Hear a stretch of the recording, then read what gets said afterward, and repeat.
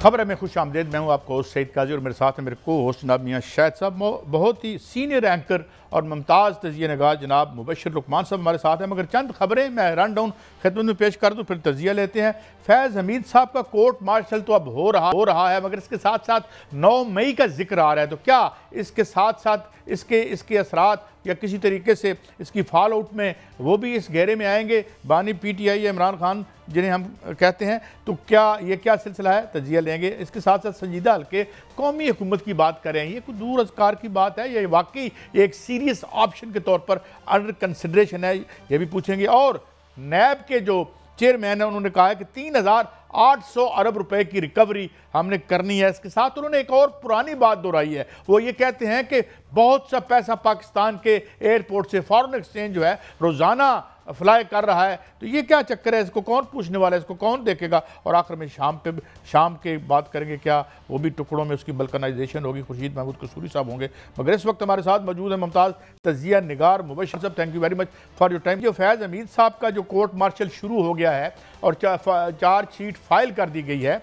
ये फरमाइए कि क्या इसकी, क्योंकि 9 मई का जिक्र हो रहा है बार बार, और ISPR का हमने एक अभी शॉर्ट सुनवाया है जिसमें वो ये कह रहे हैं कि जनाब इसमें अगर कोई सिविलियन भी इन्वॉल्व होगा तो वो भी इस दायरे में आएगा। तो आप क्या समझते हैं कि ये इसकी पॉसिबिलिटी किस हद तक है कि खान साहब का जो है वो ट्रायल फौजी कोर्ट में हो? अभी तो वैसे मैटर सब जुडिस है, मगर आपकी सोच, दानिश या खबर क्या कहती है? तो सईद साहब, आपका शुक्रिया अपने प्रोग्राम में बुलाने के लिए, और चैनल का शुक्रिया आपके। वेलकम। दूसरी बात आपको मैं बताऊं कि बानिया PTI जो है उनकी अब बचत की या बचाव का कोई तरीका नहीं रह गया। फैज़ हमीद का कोर्ट मार्शल जो है, बल्कि कोर्ट मार्शल जनरल है ये, तो इसकी बड़ी सिग्निफिकेंस है। और ये अब उन्होंने डायरेक्ट इनके ऊपर जो चार्जेस लगाए वो 9 मई के हवाले से लगाए हैं, और 9 मई एक सियासी जमात के हवाले से है। उसके लिए हमें कोई रॉकेट साइंटिस्ट होने की जरूरत नहीं है। और उस सियासी जमात के बानी जो हैं वो इस वक्त वैसे भी हवालात में है और तहवील में है। तो अब ये अगले 1.5 से 2 महीने के अंदर मुझे लग रहा है कि पहले फैज़ हमीद को सजा होगी, और लगता तो मुझे ये है कि उनको कैपिटल पनिशमेंट होगी, क्योंकि उनकी तो बचत नहीं होनी इसमें। और उनके अलावा बानी PTI जो हैं उनको भी बड़ी भारी भरकम सजा होगी और उनको मिलिट्री तहवील में ले लिया जाएगा। अच्छा, ये लेकिन अभी वो मैटर, यानी आप ये समझ रहे हैं अभी फैसला आया नहीं है। वैसे जो हमारी कॉन्स्टिट्यूशनल बेंच है उसमें उन्होंने इसको मुलतवी कर दिया है, but you think things would lead up to that direction? It will lead to that direction, because Faiz Hameed का जब बयान आएगा और उसके बाद उसमें वो मुलव्विस भी होंगे, तो फिर सुप्रीम कोर्ट भी जो है वो इस ज़मीन में उन शवाहिद के सामने यही ऑर्डर करेगा कि अच्छा आप तहकीकात कर लें। क्योंकि उसके बाद देखें, अपील का राइट तो होता है उनके पास, हाई कोर्ट भी जाने का और सुप्रीम कोर्ट में भी जाने का सबसीक्वेंटली, तो वो तो राइट्स उनसे कोई नहीं छीन सकता। तो इसलिए इवेंचुअली मेरा ख्याल है कि सुप्रीम कोर्ट इसकी इजाजत दे देगी। वो अच्छा, इसका मतलब ये है कि डिसाइड जाके सिविलियन कोर्ट में ही होगा, यानी जाहिर है जब वो अपील करेंगे इवेंचुअली। जी इवेंचुअली यस, जो आप कह रहे हैं उसका मतलब यही है। जी। मियां शाहिद साहब, आप कुछ कहना चाह रहे थे? मुबशर लुकमान साहब, एक जानिब तो जनरल रिटायर्ड फैज़ हमीद पर आज चार्जशीट सामने आई, और चंद दिन पहले बानी PTI पर भी एक चार्जशीट हो गई 9 मई की। दोनों में 9 मई जो है वो मुश्तरका है। इसका जाहिर है आपने फरमाया कि मिलिट्री कोर्ट में इसका ट्रायल हो सकता है और तहवील में भी लिया जाएगा। लेकिन इस्लामाबाद के अंदर एक और चीज़ जो है वो पनप रही है, वो है कौमी हुकूमत का क़याम। तो सर ये क्या है, कौमी हुकूमत क्या बन रही है? इस तरह के जो है वो खबरें गर्दिश कर रही हैं इस्लामाबाद के अंदर, आपके पास क्या खबर है सर? देखिए, कौमी हुकूमत ऐसे लोगों की तो बड़ी ख्वाहिश है जिनका नाम हो मुबशर लुकमान, फैसल वाडा, मोहसिन नकवी, जो उस हुकूमत में अपनी तरफ से आ सकता है या कोदा ले सकता है। लेकिन फिलहाल कौमी हुकूमत जो है ये एक देरीना ख्वाब है। देखिए, कौमी हुकूमत क्यों हो सकती है लेकिन अभी नहीं, उसकी वजह यह है कि जब तक सारी पार्टीज ऑन बोर्ड ना हो, बशमूल पाकिस्तान तहरीक-ए-इंसाफ के, तो वो कौमी हुकूमत बनेगी कैसे? वो तो फिर यही हुकूमत है, इसमें बाकी सारी जमातें मौजूद हैं, उसमें JUIF का होना जरूरी है, उसमें PTI का होना जरूरी है, उसमें मैंगल ग्रुप का होना जरूरी है, तभी वो कौमी हुकूमत होगी ना। तो जब तक बानी पीटीआई एग्री नहीं करते किसी किस्म के मुज़ाकरात पे, जब तक वो मुज़ाकरात होते नहीं और उनकी कोई शक्ल सामने नहीं आती, तब तक कौमी हुकूमत जो है वो एक दीवाने का ख्वाब तो हो सकता है। अगर ये सब कुछ अगले 4 महीने में हो जाए और वो 5वें महीने कौमी हुकूमत आ जाए तो मुझे तो गैप का हाल नहीं पता, आ सकती है। लेकिन आज अगर आप मुझसे पूछते हैं तो आज कौमी हुकूमत की कोई गुंजाइश नहीं, क्योंकि कौन सी हुकूमत अपनी तोड़ के कौमी हुकूमत बनाने की तजवीज़ देगा, वज़ीर आज़म या हुकूमत कोई भी। अच्छा मुबशिर साहब, ये एक लेकिन सर आपसे जी जी जी बोलें बोलें सर, आपसे एक रहनुमाई चाहेंगे कि इस्लामाबाद के अंदर एक एहतजाज होता है और एहतजाज में जो है वो आपको पता है वहाँ पर इदारे जो हैं वो ऑपरेशन करते हैं, पुलिस ऑपरेशन करती है। हुकूमत क्यों घबराती है इदारों की जो डिफेंड करने में, और हुकूमत क्यों पीछे पीछे रहती है? हुकूमत क्यों नहीं आगे आकर जो है डिफेंड करती? क्योंकि हुकूमत का काम है और हुकूमत को करना चाहिए, लेकिन हुकूमत पीछे पीछे है और इदारों को अकेला छोड़ दिया गया है। देखिए, इसमें 2-3 बातें हैं मियां साहब, और आपको मैं सच बताता हूँ। सबसे पहली बात यह है कि हुकूमत को अभी तक ये यकीन ही नहीं है कि वो वाकई लेजिटिमेट हुकूमत है कि नहीं है, और उनको रोज यकीन कराना पड़ता है। दूसरी चीज ये है कि आपके जो हुक्मरान तबका इस वक्त, उनके पास तहरीक इंसाफ की जो सोशल मीडिया पे ऑनस्लॉट है उसका कोई जवाब नहीं है। तो वो बड़े आराम से कहते हैं अच्छा जी ये तो फौज के खिलाफ है, इसको करने दें। वो इसको लेके आए थे, वही इसको अपना जो है डील भी करेंगे, ये उन्हीं का मसला है, ये अस्करी प्रोडक्ट ही है, तो वही उसको डील करें। तो वो बीच में से हट जाते हैं, तो वो डायरेक्ट आप देखें कि उसका एक असर होता है। अब हुकूमत जो है, अब फिर क्या है कि इंटीरियर मिनिस्टर जो हैं मोहसिन नकवी साहब, वो भी एक डिफरेंट बस के ऊपर बैठ के आए हैं वहां तक। वो पीएमएलएन की तरफ से नहीं आए, वो पीएमएलएन का इलेक्शन लड़के नहीं आए, तो वो भी उनको एक इश्यूज है कि जनाब अपना बंदा है, खुद ही डील करेंगे, उसी की मदद खुद ही करेंगे, खुद ही का, हम क्यों बीच में बुरे बने। लेकिन अब हुकूमत को एहसास होना शुरू हुआ है थोड़ा बहुत, और ये 26 को ही हो गया था जब अता तारड़ साहब आए थे मोहसिन नकवी साहब के साथ, उन्होंने प्रेस कॉन्फ्रेंस की। लेकिन मैं जाती तौर पे समझता हूँ कि वो प्रेस कॉन्फ्रेंस जो है वो शायद हमारे आने वाले मसाइल की शुरुआत उस वजह से हो। अल्लाह ताला में महफूज रखे। लेकिन मुबशिर साहब, एक और बात में वापस आता हूँ ये कोर्ट मार्शल की तरफ। अब ये एक पॉजिटिव बात ही है कि भाई अपनी कानूनी हदूद और आइनी हदूद से कोई आगे ना बढ़े, मगर कुछ किरदार और भी थे इस इनके होते हुए। ज़ाहिर है ये आर्मी चीफ तो नहीं थे, आप मेरा इशारा समझ गए होंगे। तो क्या ये कोर्ट मार्शल का दायरा जो है कि जो एक्स चीफ थे उनकी तरफ भी बढ़ सकता है, क्योंकि उन्होंने कहा था कि जी अब हम फलां तारीख से मुदाखलत नहीं करेंगे। Do you see any possibility? No I don't, क्योंकि ये अगर होना होता तो ये पहले हो जाता। देखिए, इस कोर्ट मार्शल के आज अनाउंस हुआ है कोर्ट मार्शल जो है, लेकिन इसकी तहकीकात तो बड़ी लंबी हो रही हैं, कई महीनों से हो रही हैं। 9 मई तो कब हुआ था, और उसके बाद उन्होंने पकड़ धकड़ भी शुरू कर दी थी, तहकीकात भी शुरू कर दी थी इनिशियल जो थी। फैज हमीद को भी कब से पकड़ा हुआ है, तो उसके ताने बाने तो उन्होंने सारे कर लिए हैं। अगर तो उसने, मेरा ख्याल है फैज हमीद के ऊपर जो असल इल्जाम है वो तो है ही ये कि उन्होंने अपनी फोर्स का डिसिप्लिन वायलेट किया। दूसरा, आज जो मैंने प्रेस रिलीज पढ़ी है उसमें तो ये है कि एज अ सिविलियन उन्होंने ये किया, यानी अभी चार्ज छोड़ते ही उन्होंने ये किया। तो वो तो किसी से ऑर्डर्स नहीं ले रहे थे, मास्टर बानी पीटीआई से।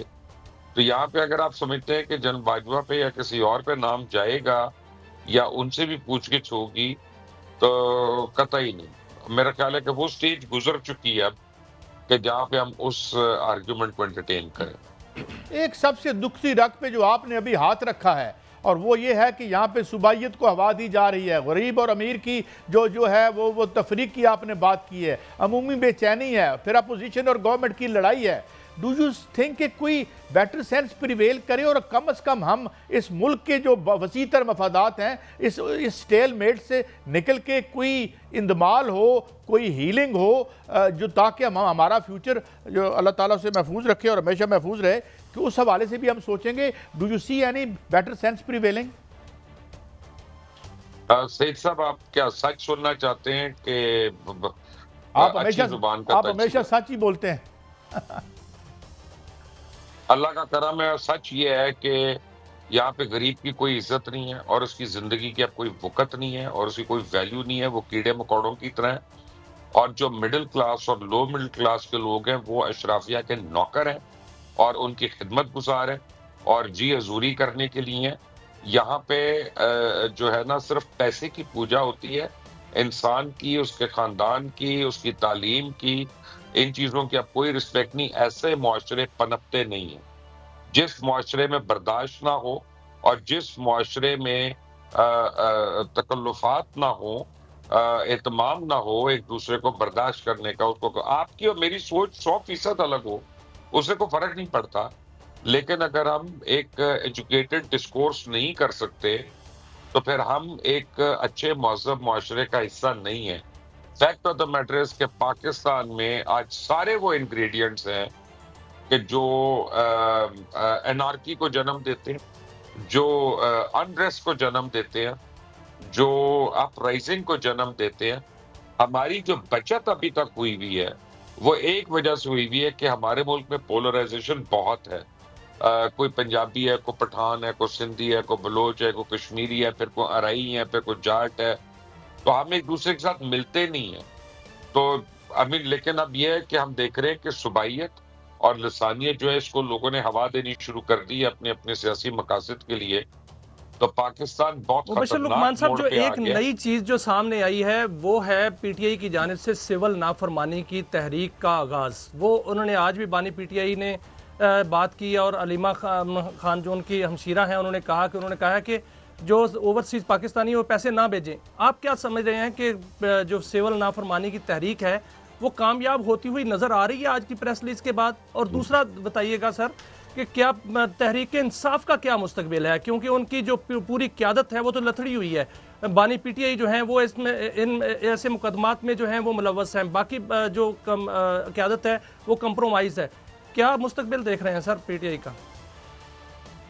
देखिए बात यह है, मैं आपको एक बात बताऊं कि पहले तो जो अलीमा ने कहा ना, अलीमा खान जो है वो उनका ताल्लुक नहीं है कि वो इस तरह की स्टेटमेंट्स हैं, वो सियासत में तो है नहीं, तो उनका हक भी नहीं है। ये पीटीआई का कोई लीडर कहे तो हमें समझ आता है। ये बुशरा बेगम और अलीमा बेगम नंद भागवत की लड़ाई जो है उसको हमारे ऊपर थोप रही है। फिर ये कहना बड़ा आसान है, ये दिल से आप जिस बात को मानते नहीं है और जिस रेमिटेंस को ये रुकवाने की कोशिश कर रहे हैं वो लोग अपने घर वालों को भेजते हैं, वो पीटीआई को नहीं भेजते। मुझे याद है कि जब बानिया पीटीआई ने धरने के दिनों में, मैं उनके साथ ही था, उन्होंने कहा कि जी बिजली के बिल नहीं देने, तो एक दफा भी खुद बानिया पीटीआई के घर का बिजली जो है वो नहीं कटी। पीटीआई का एक लीडर नहीं है, तहरीक इंसाफ का एक लीडर नहीं है जिसके घर की बिजली कटी हो, पीटीआई के दफातर की बिजलियां नहीं कटी। तो ये झूठ बोलना और एक्सपेक्ट करना कि लोग कर देंगे, ये एक अलग बात है। जहां तक मुस्तकबिल का ताल्लुक है तहरीक इंसाफ के, तो देखें जमातों के मुस्तकबिल खत्म नहीं होते हैं, वो ऊपर नीचे आते हैं और वो कर्व में चलते हैं। ये सोचना कि पीटीआई खत्म हो गई है, ये एक अपना दीवाने का ख्वाब तो हो सकता है, हकीकत नहीं है। पीटीआई बहुत, उसकी सपोर्ट जो है मैं देख रहा हूँ इस वक्त बहुत वाइड स्प्रेड है अवाम के अंदर, और अवाम में मेरे पास फिक्र नहीं है, लेकिन मेरा ख्याल है कि इस वक्त कोई जमात इतनी मकबूल नहीं है जितनी तहरीक इंसाफ है। जिस दिन उनको समझ आ गई और उनका लीडर बाहर आ गया, जो कि नामुमकिन बात नहीं है, मुमकिन भी है, उस दिन पीटीआई संभलना शुरू हो जाएगी।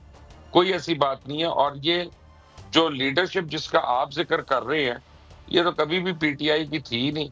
ये तो थे ही अपना सारे के सारे आजमाइशी डड्डू, वो अपने फायदों के लिए आए हुए। आप देखें ना, आप देखें कि परवेज लाई साहब कब के निकले हुए हैं, वो तो सदर है, उनका आपने को बयान सुन लिया नहीं? और बाकी पीटीआई को देख लें, वो आजम स्वाति के लिए नहीं बात करते, वो उमर शीमा के लिए कभी बात नहीं करेंगे।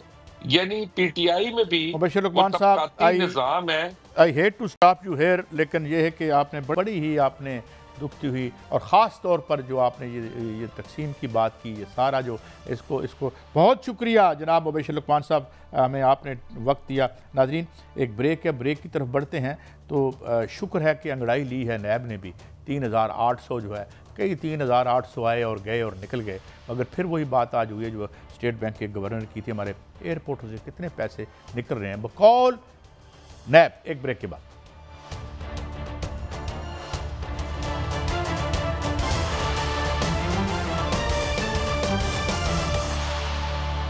Welcome back. नाज़रीन 2-3 खबरें इस सेगमेंट में हम डिस्कस करेंगे। एक तो नैब के हवाले से वो 3800 अरब रुपये कहाँ रिकवर हुआ है, किधर है वो, हम पाई को तरस के हैं। इसके साथ ही जो JUIF ने कहा था कि जी हम कुछ जो हुकूमत से शदीद नाराज़गी का इज़हार किया था, 160 सुनवाते हैं आपको। हाफिज़ हमदुल्ला साहब जो लीडर हैं JUIF के, वो क्या कह रहे हैं, फिर बात को आगे बढ़ाते हैं। देखें जी, वो मियाँ नवाज़ शरीफ साहब का दबाव होगा, कहीं से दबाव आ जाएगा, क्या क्या कह सकते हैं हम। बहरहाल जी मियाँ साहब आप इस पे कमेंट कर दें। और दूसरा ये कि अभी आते हैं ये 3800 अरब रुपए पर भी आते हैं, और साथ ही कुछ नैब के चेयरमैन ने भी कुछ बातें की हैं कि हमारे एयरपोर्टों से भी, ये पहले पीपल्स पार्टी के दौर में स्टेट बैंक के गवर्नर कह चुके हैं, उस वक्त उन्होंने 25 मिलियन की बात की थी डेली। My God, unbelievable. लेकिन उसकी कोई वेरिफिकेशन भी नहीं हुई, मगर उनका बयान रिकॉर्ड पे मौजूद है, आप उस वक्त का डान निकाल के देख सकते हैं। जी मियाँ साहब। देखें कायद साहब, जो अभी हमदुल्ला साहब ने फरमाया है, ये तो वज़ीर आज़म जो है वजाहत कर सकते हैं कि उन पर दबाव कौन डाल रहा है। अगर उनके मोबाइल में कोई मैसेज है तो उनको कौम के सामने लाएं, लेकिन मुझे नहीं लगता ऐसा होगा। अगर वो वज़ीर आज़म है, वज़ीर आज़म पर कौन दबाव डाल सकता है। वज़ीर आज़म जो है वो चीफ एग्जीक्यूटिव होते हैं और तमाम महकमे और तमाम इदारे जो हैं उनके अंडर होते हैं, तो इसलिए ऐसी मुझे नहीं लगता कि वज़ीर आज़म पर कोई दबाव होगा। लेकिन मौलाना फजलुर रहमान को जो मेरे ज़राए से मेरी बात हुई है, वो हुकूमती ज़राए कहते हैं कि हम मना लेंगे, क्योंकि मौलाना फजलुर रहमान को मनाना हुकूमत की अव्वलीन प्रायोरिटी में से है। और ये तरजीह इसलिए है कि अगर मौलाना फजलुर रहमान इस्लामाबाद में आते हैं और उनके साथ PTI भी मिल जाती है, जो कि आज बयान अच्छा मियां साहब मैं आगे बढ़ता हूँ क्योंकि ये बड़ा मुख्तसर सेगमेंट है, फिर हम खुर्शीद महमूद कसूरी साहब की तरफ जाएंगे शाम के इशू पर। एक तो ये 3800 अरब रुपए की रिकवरी वो कह रहे हैं हुई है, और दूसरा वो उनका ज़रा शॉर्ट सुन लें, हमारे जो नैब के चेयरमैन हैं। Last year, 1.2 million Pakistanis left abroad for greener pastures. But our concern is that we need to know whether the money that they have taken along, was it from the prescribed banking channel or was it through some dubious means? Now, this is our concern. We need to know from Mr. A or Mr. B, from where did you get this money? Because back home, you're not a taxpayer. नहीं, पहले तो मेरी गुजारिश ये है कि ये जो खबर आई थी $11 बिलियन की, और इसकी कोई तरदीद भी नहीं आई, और उसके बारे में आप पता करें। और इसके अलावा ये जो आप पैसे बाहर जा रहे हैं, ये क्या लीगल चैनल से जा रहे हैं, ये तो आपने देखना है, मैंने और मियाँ साहब ने तो देखना नहीं है। मियाँ साहब इस पर भी बात करें, और फिर ये बात करें जो पेमेंट्स हुई हैं IPPs को, जो गन्ने के जो वेस्ट से बिजली बना रहे थे, उनको मुबैना तौर पर कोयले के हिसाब से पैसे मिली है, क्या सिलसिला है, और ये नैब का क्या सिलसिला है। पहले नैब पे फिर इस पे आ जाते हैं IPPs पे। मियाँ साहब देखें कायद साहब, कमर जमान चौधरी साहब एक नैब के चेयरमैन होते थे, और उसके बाद जावेद इकबाल होते थे, और उनके बाद अभी चेयरमैन हैं। सारे चेयरमैन जो हैं वो बड़ी कलाबें मिलाते हुए गए हैं, और अभी भी जो चेयरमैन हैं वो भी कलाबें मिला रहे हैं कि 3800 अरब रुपया जो है हम रिकवर कर लिया है, और जब से नैब बनी है अब तक 6000 अरब रुपया रिकवर किया है। 60 अरब रुपये का बजट जो है वो नैब पर जो है वो खर्च भी हुआ है। लेकिन आपने देखा कि कभी किसी को सजा हुई हो, कभी किसी IPPs पे हाथ पड़ा हो, कभी ऐसा कोई मुजरम या ऐसा कोई बंदा पकड़ा हो जिसने बाहर जो है वो इतनी बड़ी रकम मुल्क से बाहर ले गए जो है वो अरबों नहीं खरबों डॉलर जो है वो बाहर पड़े हुए हैं, वो कहीं लाए हुए हों, ऐसा नहीं हुआ। उससे पहले आपने देखा कि शहजाद अकबर थे, जिनको जो है वो नैब का जो है वो ठेकेदार कहा जाता था, वो भी नहीं ला सके, कोई भी नहीं ला सका। और अब जो है नैब के चेयरमैन जो है ये दावा कर रहे हैं, लेकिन IPPs को कौन पूछेगा। IPPs जो कि हजारों अरब रुपया हमारी जेबों से हर साल निकाल कर ले गए, और इधर बैठे हुए इस्लामाबाद के अंदर, पाकिस्तान के अंदर बैठे हुए हैं, यहाँ पर उनके दफातर हैं, यहाँ पर वो लेते हैं, और वो जो बिजली की तकसीम कर कंपनियां हैं उनको इकट्ठे करके देती हैं, लेकिन उनसे पूछने वाला कोई नहीं है। आज तक किसी IPP के मालिक को नैब ने नहीं पूछा कि वो पैसे कहां से जो है वो वसूल कर रहे हैं, क्यों वसूल कर रहे हैं, उनके जो है एग्रीमेंट क्या है। आज वजीर आजम ने काजी साहब आज ऐलान किया है काबीना के अंदर कि हम 8 IPPs के जो टैरिफ हैं वो रिव्यू कर रहे हैं। वो IPPs कौन से हैं? बहुत बड़ा इंकशाफ है, वो बिगास के IPPs हैं और उसमें वजीर आजम के जो साहबजादे हैं सलमान शहबाज, उनका भी एक IPP है, उनमें जहांगीर खान तरीन का भी IPP है और उनमें एक IPP है जो कि एक निजी TV चैनल के मालिक हैं, उनका भी IPP है। अब ये जो IPPs हैं ये बगास से चलते हैं काजी साहब, गन्ने के फोक से चलते हैं, लेकिन इनको टैरिफ जो है वो 1 साल पहले जो है वो दे दिया गया। कोयले के जो टैरिफ है उसका टैरिफ जो है वो दिया गया, कोयले की कीमत से इसको मुंसलिक कर दिया गया और इसका टैरिफ पहले होता था 5 रुपये, फिर इसका टैरिफ 18 रुपये कर दिया गया। 18 रुपये के हिसाब से 2016 से लेकर अब तक उनको बकाया जात जो है वो दे दिए गए हैं और नेपरा से ये फैसला लिया गया था। अब उनको अरबों रुपए तो मिल चुके, उसके बाद अब दोबारा आज फैसला किया गया है कि इसको गन्ने के फोक के साथ जो है वो मुंसलिक कर दिया जाएगा। तो कोई बात नहीं कि उन्होंने एस्टीमेट है कितने पैसे उन्हें मिल चुके या हालिया तौर पर कितने दिए गए? काजी साहब उनको 20 अरब रुपए जो हैं वो दिए जाने हैं, 8 अरब रुपए उनको दे दिए गए हैं और उसके अलावा ये कहा गया था कि 5% उनका टैरिफ बढ़ेगा हर साल। वो अब देखना ही है कि 5% टैरिफ अभी बढ़ना है, लेकिन उनको अब जो है वो कहा गया है कि पैसे उनको 2016 से लेकर अब तक जो उनके नहीं बनते थे, क्योंकि उनकी जो बिजली है वो गन्ने के फोक से बनती है और वो बिजली सबसे पहले इस्तेमाल करते हैं अपनी उस फैक्ट्री में जो उन्होंने साहब वो जो गन्ने का फोग है जब वो तो आप खरीदा गन्ना आपने उससे शुगर निकाली, वो उसका वेस्ट है, उसके लिए तो आपको कुछ वो तो आपने उठा के बाहर फेंकना है ना, या अगर उसकी आप बिजली ना बनाएं तो फिर वो कोयला तो खरीदना पड़ता है। तो अगर यानी ये जो पैसे हमसे लिए गए वो लिए गए कोयले के भाव के और बिजली बनी जो गन्ने का जो एक वेस्ट था उससे, जो कि फ्री था बेसिकली। काजी साहब देखें, जो गन्ने का फोक है वो जाया नहीं होता, वो कहीं नहीं फेंका जाता, वो भी 8,000 रुपये पर टन जो है वो बिकता है। वो पहले इससे जो है गन्ने का फोक वो गन्ना खरीदा, फिर फोक बना, फिर उससे बिजली बनाई, फिर उसको जो है वो बेच दिया गया। वो तो 2-3 जगह पे बिकता है काजी साहब, लेकिन उससे जो बिजली बनती थी उसको कोयले के टैरिफ के साथ मुंसलिक कर दिया गया और उससे जो पैसे हैं वो 2016 से बकाया जात जो है वो लिए गए। इसमें वजीर आजम के साहबजादे मौजूद हैं, इसमें जो है वो जहांगीर खान तनीन जो है उनका IPP है, क्या उन पर नैब हाथ डालेगा? क्या नैब ने उनसे पूछा? क्या आज वजीर आजम ने अपने आप को पेश किया कि हमने वो पैसे जो पहले लिए थे हम उसको पहले विड्रॉ करते हैं और उसके बाद अपने आप को पेश करते हैं कि हम वो अगला मुनाफा भी नहीं लेंगे? नहीं, ऐसा तो नहीं हुआ काजी साहब। लेकिन आज जो है ये एक क्रेडिट जरूर ले लिया गया कि 200 अरब रुपए जो है वो सालाना बचेंगे। ठीक है, 200 अरब रुपए तो अब बचेंगे जो पहले हमारी जेबों से, सार्फिन की जेबों से निकल चुके। क्या उसका एक आर्गुमेंट और भी तो है ना, एक आर्गुमेंट और भी तो है ना। जब रज़ाक दाऊद साहब को कहा गया था कि जी ये जो ठेका मिला था डैम का, तो उन्होंने कहा जी मेरा अब कोई तल्लुक नहीं रहा मेरे बच्चों से। इसी तरीके से ये भी कारोबार से अपने आप को अलहदा कर चुके हैं शहबाज शरीफ साहब भी, क्योंकि अब इनका कोई तल्लुक कहते नहीं है अपने फर्जंद से।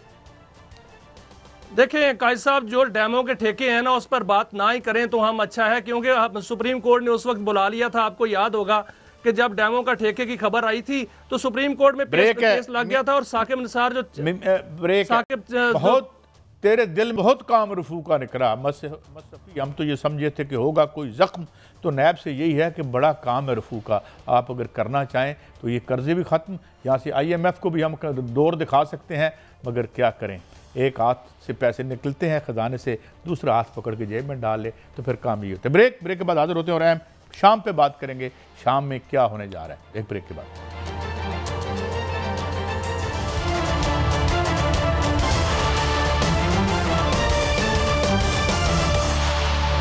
वेलकम बैक नाज़रीन। हमें ज्वाइन किया है खुर्शीद महमूद कसूरी साहब, साबिक वज़ीर ख़ारजा हैं, आलमी अमूर पर गहरी निगाह रखते हैं और ख़ुद भी एक मेन प्लेयर रह चुके हैं इस डिप्लोमेसी की दुनिया में। बहुत शुक्रिया खुर्शीद कसूरी साहब। मैं डायरेक्टली आता हूँ, शाम की अब जो कहानी है वो तो वाज़ेह हो रही है, मगर क्या मेरा सवाल बुनियादी तौर पर 2 सवाल हैं। एक तो HTS जो है वो टेक ओवर अगर करती है तो वो तो फिर डांडे उनके जाके IS से और उनसे जाके मिलते हैं अलकायदा से, और secondly do you fear further civil war या इंटेंसिफाई करती नजर आती है और खुदा न खास्ता बल्कनाइजेशन का खतरा है या अमन व अमान वापस आएगा? जनाब कसूरी साहब।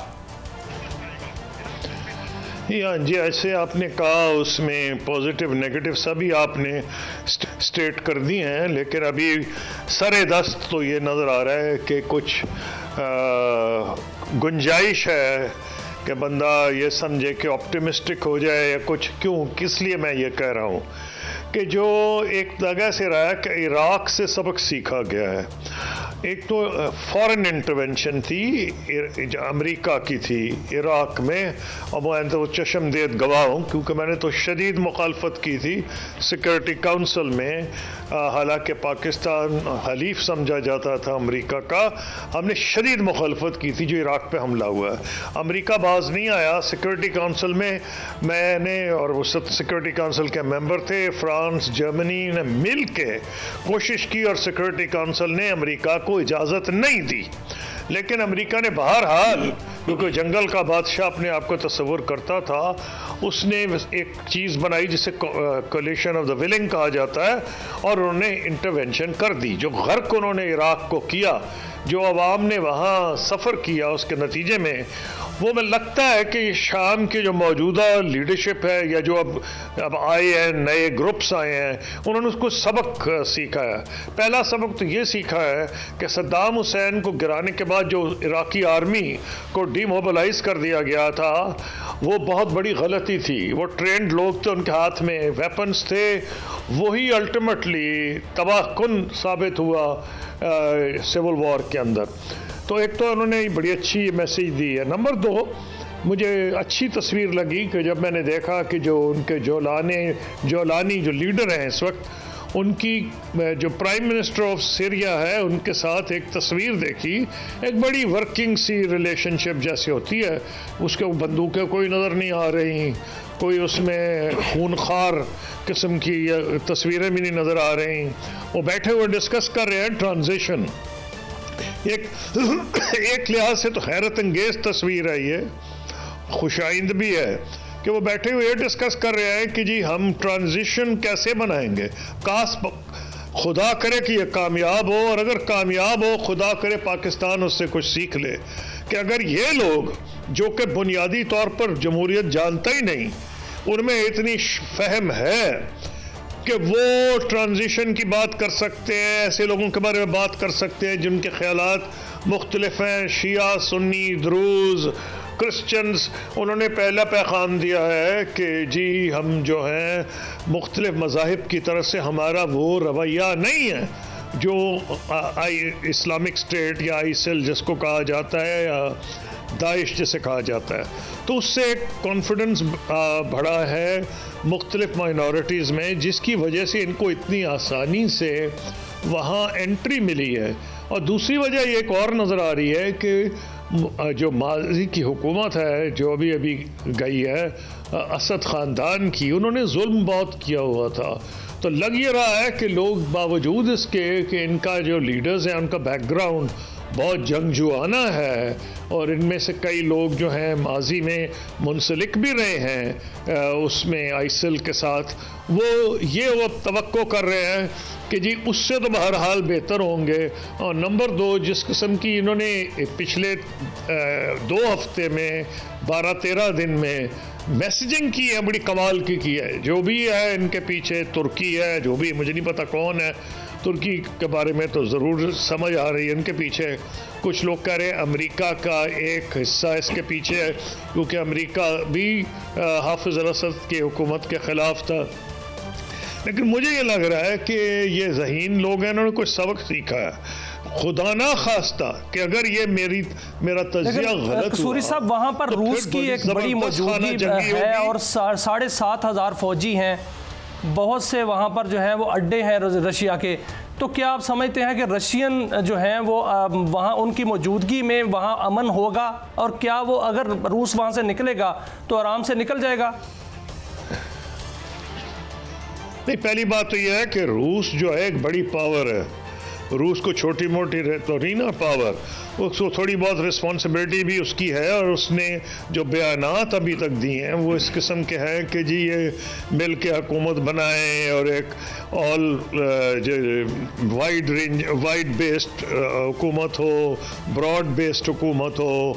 कोई ऐसा इम्प्रेशन नहीं दिया। लगता है जिस तरह उन्होंने हाफिज़ अल-असद को या बशर अल-असद को इनकरेज भी नहीं किया ज़्यादा कि भाई अब तुम ज़्यादा इधर रहो, उनको असाइलम भी दे दिया, एक लिहाज से आसान कर दिया है। नहीं तो कोई दमिश्क में अगर खाना जंगी हो जाती तो बहुत बड़ा आगे उनके शहर तबाह हुए होंगे। तो मैं ये समझता नहीं कि रूस ये ऐसी कोशिश करेगा। हाँ, रूस का वहाँ नेवल अड्डा है, जब दूसरों अड्डों के बारे में बात होगी, अमेरिका का भी अड्डा है, तो फिर तो वो एक जनरल सी बात होगी ना कि वो कहेंगे हाँ ठीक है, अगर नई गवर्नमेंट आके कहती है कि भी सारे फॉरेन अड्डे खाली करें तो फिर अमेरिका भी है और फिर रूस भी है। अभी उस स्टेज में मामला पहुंचा नहीं है। अभी तो ये देखना है कि क्या ये लोग मैनेज कर सकते हैं, इराक से कुछ सबक सीख सकते हैं, लग रहा है कि सीखे हैं। फिर उन्होंने ये भी कहा है कि आज मैं यूनाइटेड नेशंस में जो शाम के सफ़ीर हैं उनका मैं सुबह देख रहा था स्टेटमेंट, और उसमें उन्होंने ये कहा है कि हमें हुक्म मिला है दमिश्क से कि तमाम डिप्लोमेट्स अपनी अपनी पोजीशंस पे रहेंगे। इसका मतलब है कि जब तक को ट्रांजिशनल गवर्नमेंट टेक ओवर नहीं करती, को फैसले नहीं करती, तो कोई इसमें केओटिक सिचुएशन नहीं नज़र आ रही। जो ऐसी सूरत हाल में जैसे जैसे तालिबान आए हैं, कोई लोगों को डर था, को भाग रहा है, कोई ये कुछ मुख्तलिफ नज़र आ रहा है। लग रहा है ये अपने आप को तालिबान से मुख्तलिफ दिखाना चाहते हैं। ये सद्दाम हुसैन का जिस तरह निकाला गया है, अमेरिका ने जैसे निकाला है, उसके नतीजे में जो खुरेजी हुई है, जो सिविल वॉर हुई है। माफ़ी चाहता हूँ साहब, एक और चीज़ मैं चाहता हूँ थोड़े वक्त में ज़्यादा आपसे फ़ायदा उठा सकूँ। ये इजराइल इसको अपनी फतह बता रहा है, कुछ उसने आगे पेशकदमी भी की है बफर जोन के लिए। तो क्या सब आप ईरान को सेटबैक हुआ और उसकी जो प्रॉक्सीज हैं या उसके जो लोग हैं उनको नुकसान होगा और इजराइल ने गेन किया है? देखिए, ये डिपेंड करता है कि इजराइल की लीडरशिप कितनी शॉर्ट साइटेड है या कितनी उसमें स्टेट्समैनशिप है। मौजूदा तो कम्प्लीटली शॉर्ट साइटेड लीडरशिप है ये जो है ना नेतन्याहू। लेकिन ये तो नहीं समझना चाहिए कि टोटल इजराइल जो है इनके पीछे डिवाइडेड है मुल्क। एक राइट विंग एक्सट्रीम है, वो तो यहाँ तक समझते हैं कि दमिश्क तक जो एंशंट टेक्स्ट है उनका ये कहना है कि सारा इलाका ही एंशंट इजराइल का हिस्सा है। तो उनको तो छोड़ देना, पागल जो एक्सट्रीमिस्ट हर तबके में होते हैं, हमारे यहाँ भी हैं, उनके यहाँ भी होंगे, हर जगह के लोग होते हैं।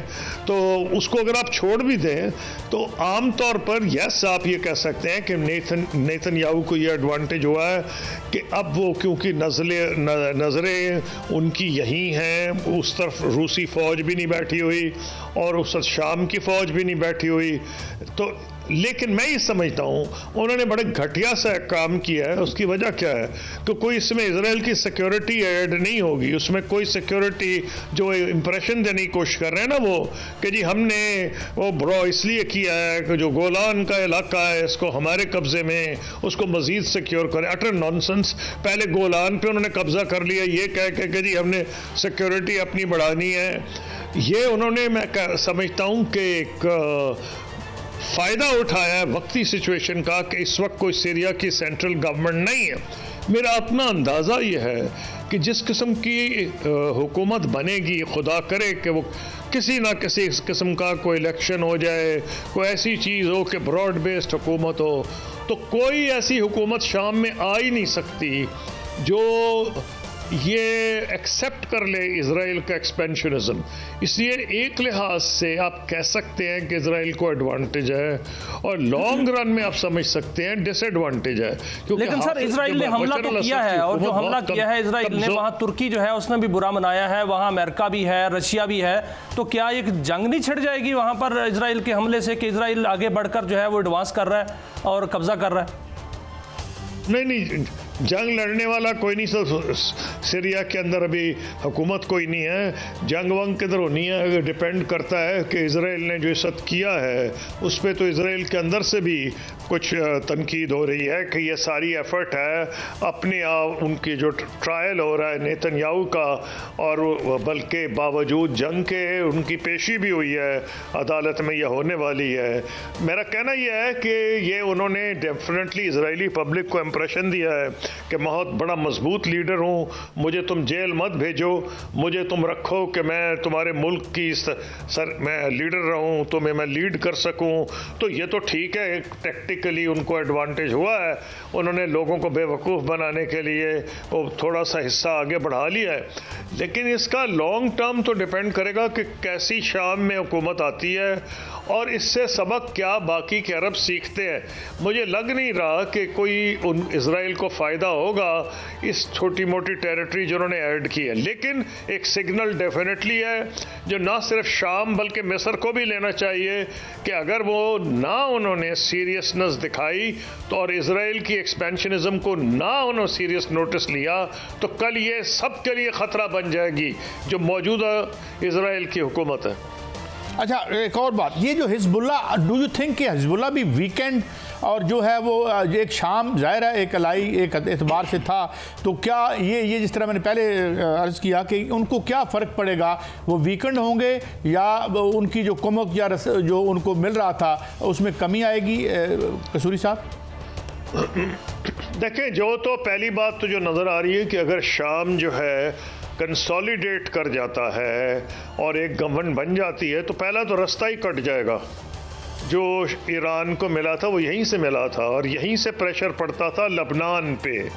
सबसे बड़ी वॉइस जो थी वो प्रेसिडेंट बशर अल असद थे, वो फैसला करते थे कि कौन सा प्रेसिडेंट जो है वहाँ काबिल कबूल होगा। तो वो तो बहुत ड्रामेटिक सिचुएशन चेंज हो गई है। ईरान को अगर अब इन्फ्लुएंस होगा तो वो इराक़ में जो शिया मिलिशियाज़ हैं उनके ज़रिए वो कुछ कर सकता है, लेकिन सरे दस्त ईरान को बड़े मसाइल हैं।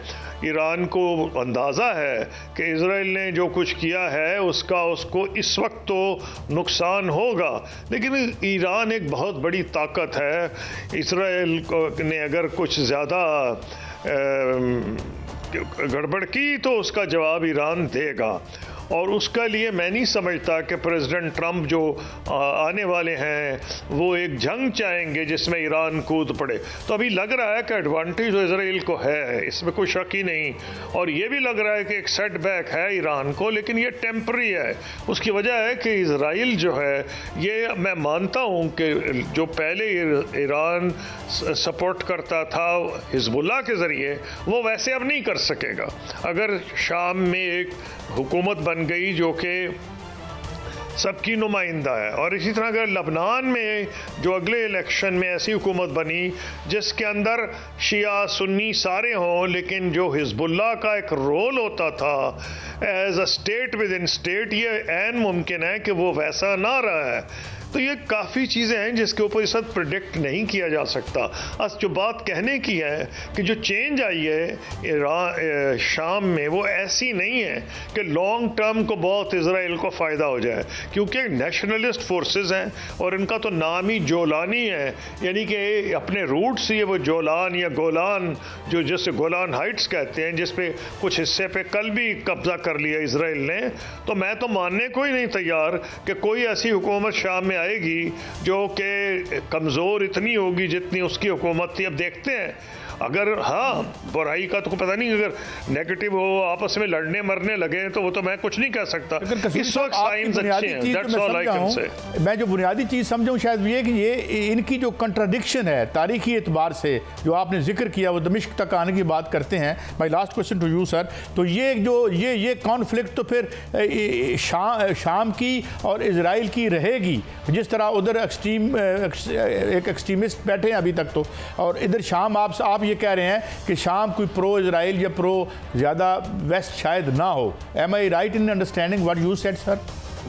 जी हाँ, बिल्कुल। मैं मान ही नहीं सकता कि ऐसी हुकूमत जो अब आएगी, जिसके पीछे चाहे अमेरिका भी हो, छोड़ दें इस बात को, उसकी वजह ये है अमेरिकन एलाई बनना और बात हो। I hate to stop you here. जिस तरह आप हमें एनलाइटन करते हैं और जिस तरह चीज़ों से बड़े रैशनली आप रोशनी डालते हैं, मगर वक्त की दीवार, बहुत शुक्रिया। ये थे जनाब खुर्शीद महमूद कसूरी साहब। हमने समझने की कोशिश की इस इंतहाई पेचीदा और इंतहाई दगरगूं दुनिया को। इजाज़त दीजिए, कल फिर मिलेंगे। अल्लाह हाफिज़।